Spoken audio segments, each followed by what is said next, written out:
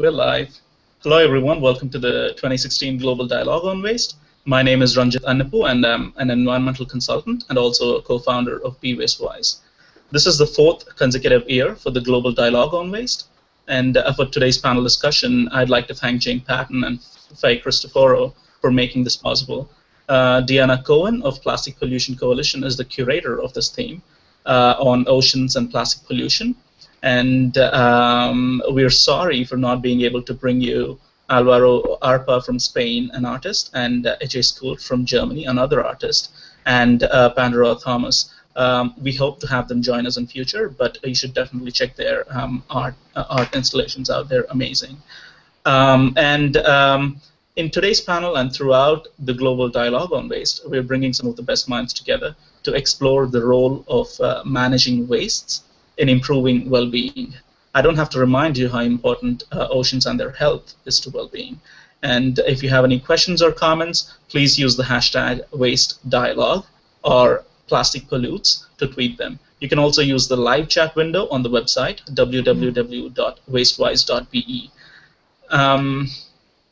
To begin the panel, I'll ask each one of the panelists to introduce themselves, and then we'll go into questions. So maybe we could start with Jane. Jane, could you please introduce yourselves and tell us a little bit about what you're doing at Plastic Pollution Coalition?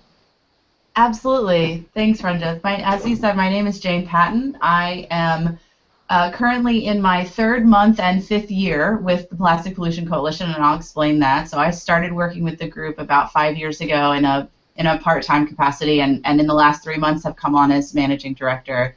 So what we do at the Plastic Pollution Coalition is we are a global alliance coalition of businesses, organizations, and individuals who are all dedicated to a world free of plastic pollution. So a lot of our members are working in the space. There are other environmental groups. There are businesses who have a particular environmental mindset.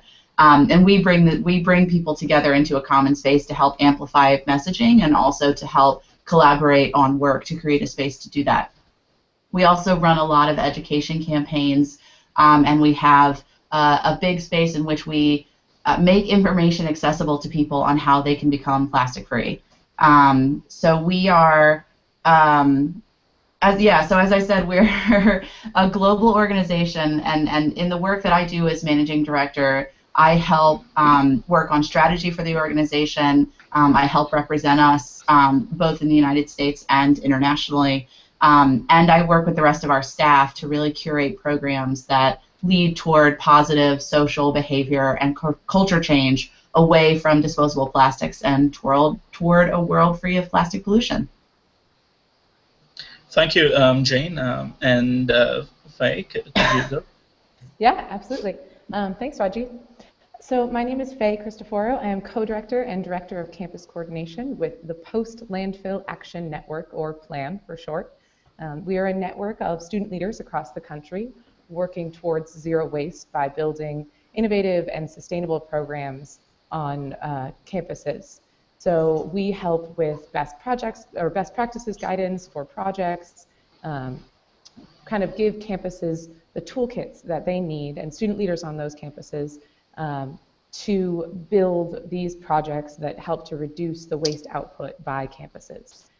So through a series of resources, through discounts, through best practices guides, and through in-person and digital advising, lots of webinars, lots of connecting like this, we help student leaders and campuses as a whole work towards building zero waste campuses. We work with a network of about 80 member campuses, and we're in touch with about 200 campuses at any given time.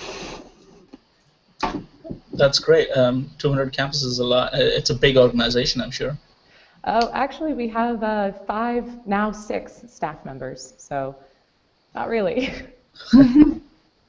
All right, great. Thank you. And Jane, so you were talking about education campaigns, and what kind of education campaigns do you run, or are you running right now? So most of our campaigns are digital.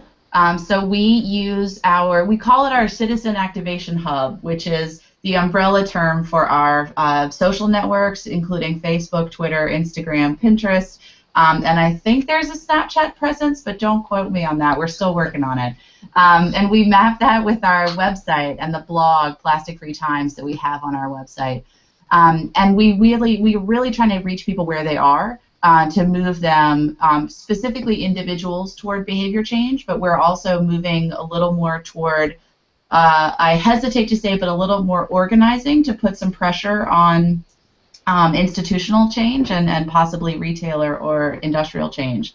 So that's some of the campaigns that we're working on right now. Generally, that describes them. So I think, so we have a couple of areas that we're working on. One of the spaces in which we are doing some work is in, like I said, pressuring retailers. So I'll give you for example of a campaign that we had that was pretty successful a couple of months ago right after I came on board. You guys may have heard of Orangegate. So there was a picture that was taken. Actually, I am here in Oakland, where the Whole Foods is located, but there was a picture taken by one of our, by a colleague of one of our CEO, and it was a picture of a package of a pre-peeled mandarin orange in a plastic container. And it wasn't broken into chunks, it wasn't orange slices, it was literally a whole orange that had had its peel removed inside of a plastic container. And we immediately put that up on Facebook and started tweeting it because that, to us, was an example of an unnecessary plastic package. Now, there's multiple layers to a conversation like this about accessibility and about sort of catering and making things available to all types of consumers, but our immediate reaction to that was, this is an unnecessary plastic package. And we tweeted it out, and it caught fire, and within a couple of days, Whole Foods actually responded to our direct tweets and the popularity of that retweet in which we tagged Whole Foods. They responded directly to us, and they took the product off the shelf. So it's in a single store, but it's still movement toward reduced plastic. Of course, we still have to have, like I said, multiple layers of conversation around accessibility and around different types of consumers and their needs. But I think at this point we are all agreed that an orange comes in a natural case, and we don't need to put it in a plastic one. And that was really the single line, the single communication that caught fire and caught people's attention. And Whole Foods responded, which was really exciting for us. So we're in a place where we're trying to figure out how to continue doing campaigns like that, not just directed toward consumers, but helping consumers direct efforts toward retailers. And our next target right now is plastic straws. So that's our upcoming campaign. Wow. No, I think you're saying it's a small thing, but I think change starts small, and then it requires a whole lot of us doing this, consistently to bring about long-term change. But congratulations on that. That's amazing, and glad to hear about the straw campaign. And I think I did watch the video with the turtle with the straw in it. You and millions and millions of other people, and I think as painful as that video was, I think it's a time where it's very salient, where it's very fresh in people's minds when you start talking about straws. So the next thing we need to do is connect. I saw that video, it hurt my feelings, and I am now no longer going to use straws. So that's the bridge we have to build with our social media, is to get people to actually follow through on that change. Right, great. Yeah. And Faye, so could you talk a little bit about the type of toolkits that you provide or the educational resources that you provide? Yeah, absolutely. First, I want to say, Jane, that we also have a Snapchat now. It's one of the main forms of communication, I think. We have a team of about 8 interns in our office this summer, and they came in and they're like, "You don't have a Snapchat? What?"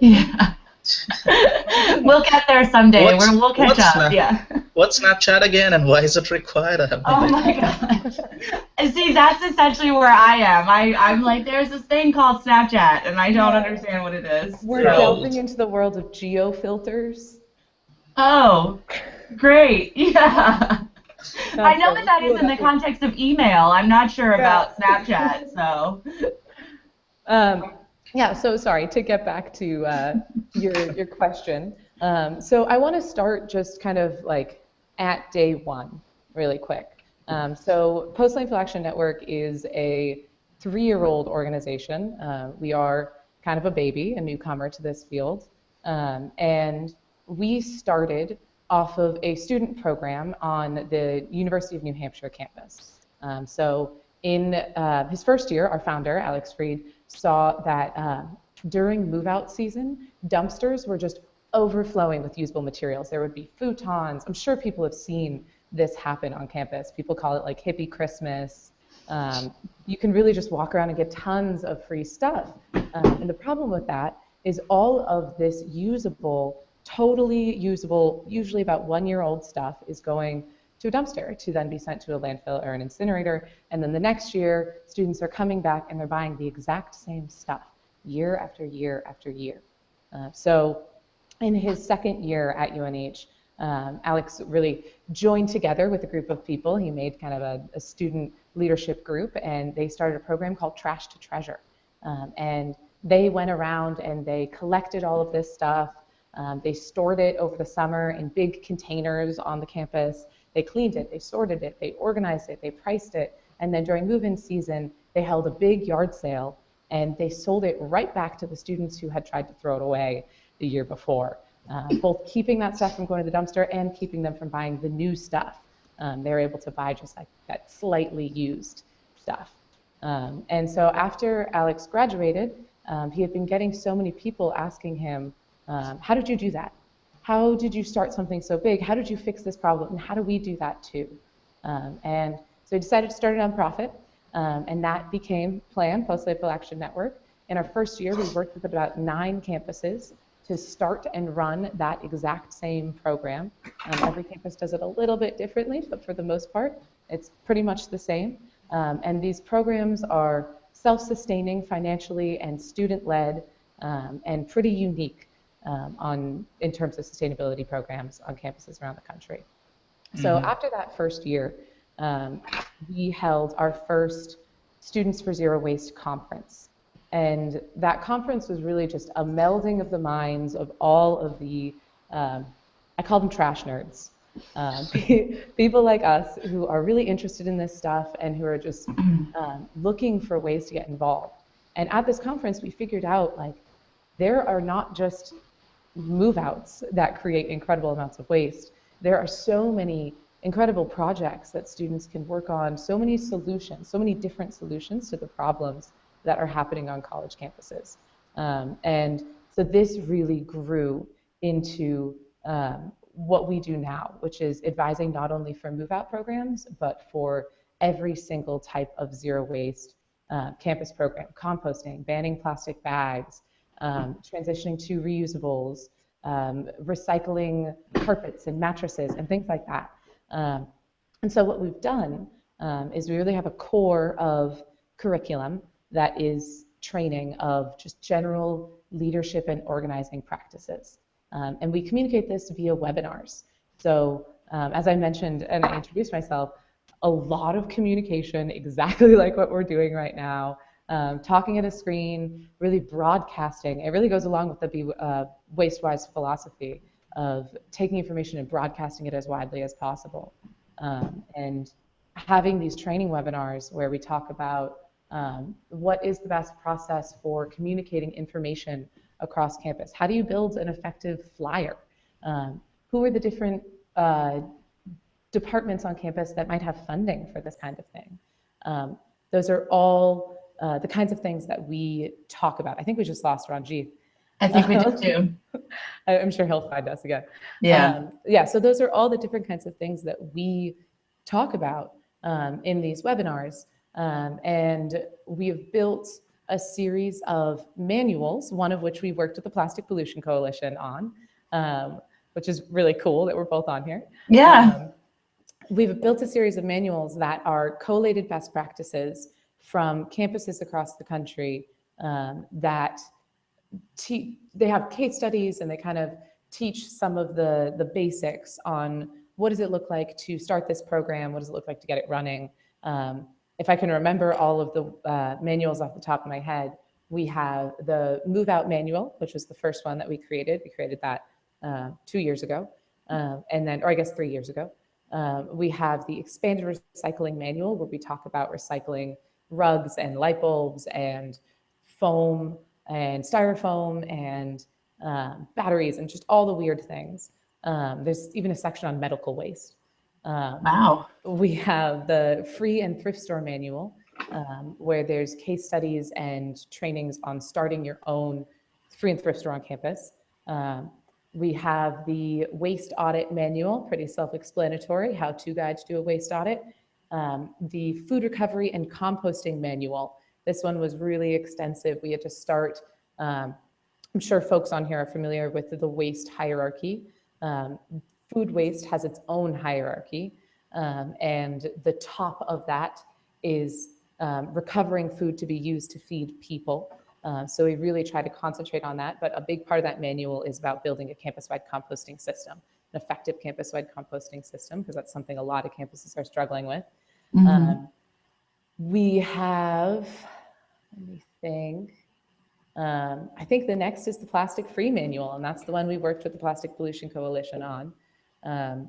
It talks about doing zero waste events, it talks about bans, it talks about alternatives, it talks about kind of how to work through the bureaucracy of a campus to really get to a plastic-free campus. And when we say plastic-free, we're talking about single-use disposables, so straws and clamshells and plastic bags.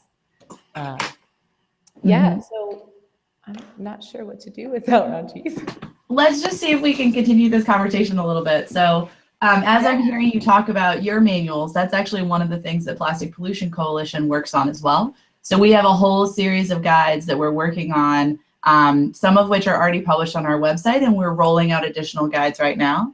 So of course, the Plastic Free Campus Guide that we did in concert with you guys is one of them.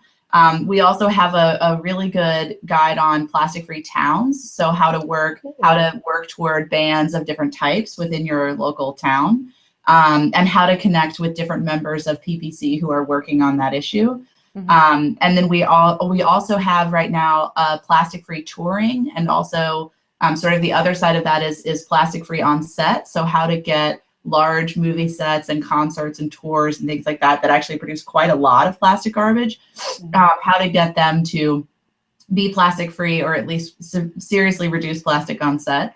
And we are also currently working on guides for plastic free eateries, like restaurants. We're working on Healthy Babies, which is a plastic free baby life, mom and baby. We're working on plastic free islands and plastic-free businesses, and we're sort of catering these guides to be digestible and directed toward different audiences who have different needs, and really trying to make it a very easy how-to. How do I define this problem? How do I identify low-hanging fruit that I can easily eliminate, that I don't need, but that we may use every day? And then how do I think Ranjith is calling me. Hang on just a second. Yeah, go for it. Yeah, I guess Hello. what Jane is saying, something that I would add to that is with festivals and campuses and stadiums and kind of all of those types of venues, you have essentially kind of a closed infrastructure in which you can control what is the avenues in which things can go out of that infrastructure and the avenues in which things can